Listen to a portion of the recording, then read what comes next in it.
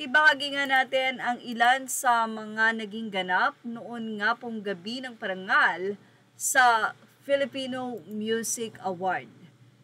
P-pop powerhouse SB19 with the one and only mutya ng Section E, Miss Ashtin Olviga.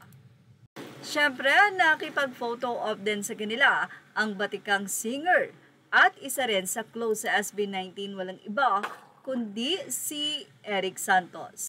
And syempre, ang pagpe-flex nga po ng Mahalima ng kanilang 6 na award, 6 na trophy, pero sa pagkakaalam nga po natin ay ibinigay nilang isang trophy sa kanilang napakahusay na direktor na si Paulo Valenciano.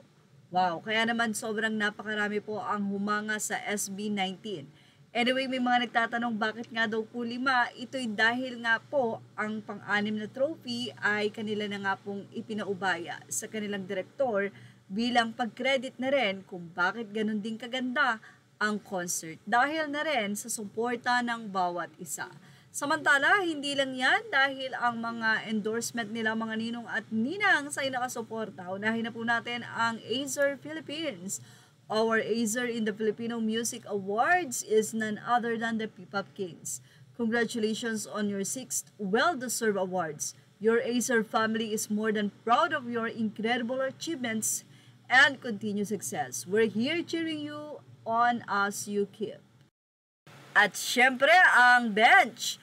Proud of our very own hashtag Global Bench Setter at SB19 Official. Congratulations on sweeping multiple awards at the Filipino Music Awards, another milestone in their unstoppable journey.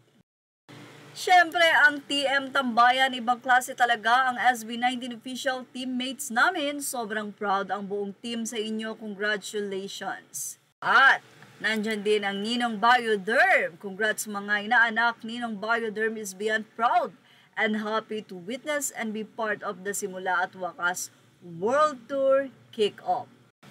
Napakarami nga po mga ninong at ninang ang nagmamahal sa SB19. At dahil sa mga award na kanilang nakamtan, for sure ay naka-line up na ang mga nais magpa-endorso at nais maging ninong at ninang din ng SB19. Well, tingnan na lang po natin kung sino po ba ang susunod na mga naka-line up na endorsement or endorser ng grupo.